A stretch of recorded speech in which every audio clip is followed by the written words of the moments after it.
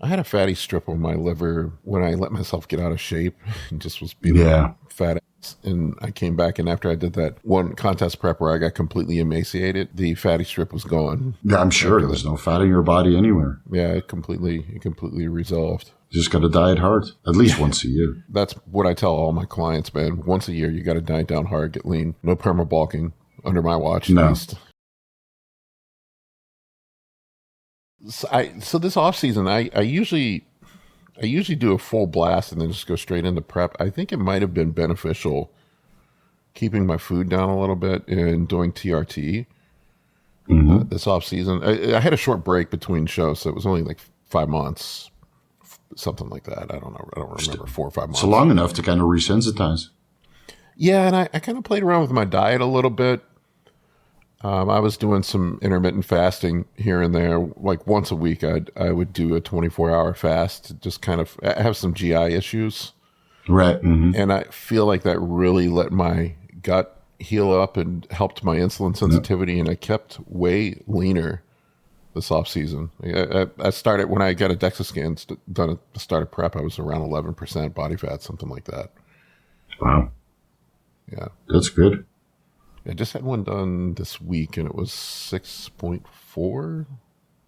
That's really that. good. Yeah. No, the lowest you're going to get is like 4.8. You know, Yeah, 4.5. Last year, I was on stage in the 5s Mm-hmm. on the Dexa scan. Dexas tend to seem to read higher. I don't know if you've done one before. Or No, not, I don't think we have that available here in Thailand. no, because they read Mine everything. would be 20 anyway. No, you're not 20%. You're pretty lean. Yeah, pretty lean. Yeah, but it wouldn't. It would be double digits, probably 10, 12, something It's like that. pretty cool because it'll tell you your visceral fat and all everything. It shows everything. It's pretty wild. Yeah, I should get that done. I did like a fibro scan again on my liver not too long ago. It was just normal because I had that non-alcoholic fatty liver disease a couple of years back from all the copious amounts of foods that I would eat during the off season. So that luckily didn't came back, but I have no aspirations to really be super big again, even though I'm struggling not to put on size. It just wants to come back now. I had a fatty strip on my liver when I let myself get out of shape and just was being a fat ass. And I came back, and after I did that one contest prep where I got completely emaciated, the fatty strip was gone. Yeah, I'm sure there's no fat in your body anywhere. Yeah, it completely resolved after that. You just got to diet hard, at least once a year. Once a year. That's what I tell all my clients, man. Once a year, you got to diet down hard, get lean. Mm-hmm. No perma bulking under my watch, at least.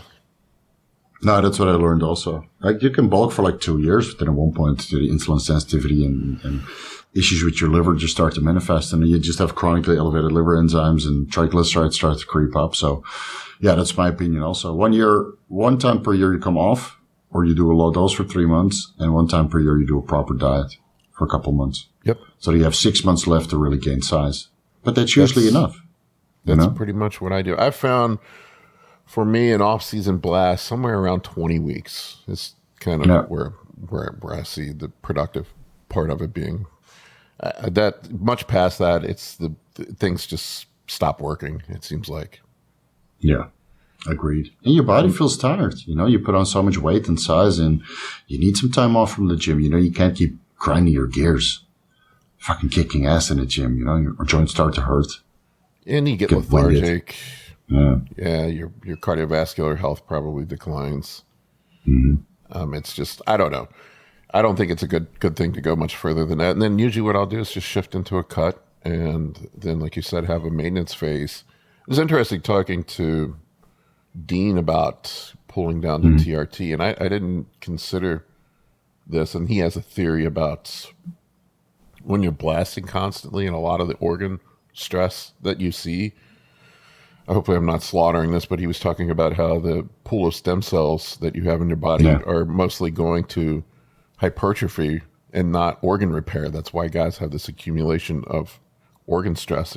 If they don't ever come down, you have to pull down the true TRT to allow any repair to happen, and kind of probably dial your food back and dial your training back a bit. to let things. And I agree. It's just taking the pressure off, right? Because we're redlining basically 9 months out of the year. And because if we do TRT, it's sports TRT, so that's already ramping it up. And then the food intake is like 5,000 calories. So, I mean, how much of a pressure puts that on your intestinal tract? So I do think that you need like 3 months to kind of reset.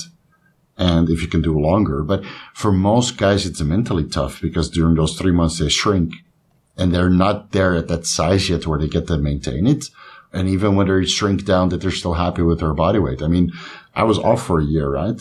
And even though I was significantly smaller, I was still big. I was 200 pounds lean, you know, and that's way higher than my natural potential.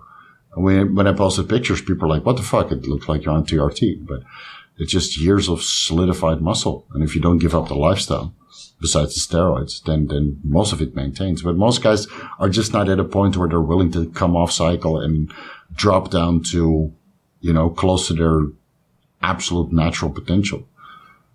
And I don't think guys believe you when you tell them.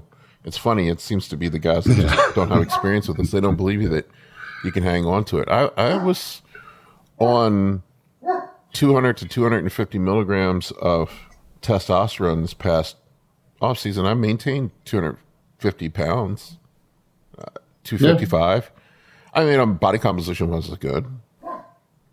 You know, but you're still big in the shirt, right? And then if you're 11%, 12%, well, where did you end up at the Dexa scan?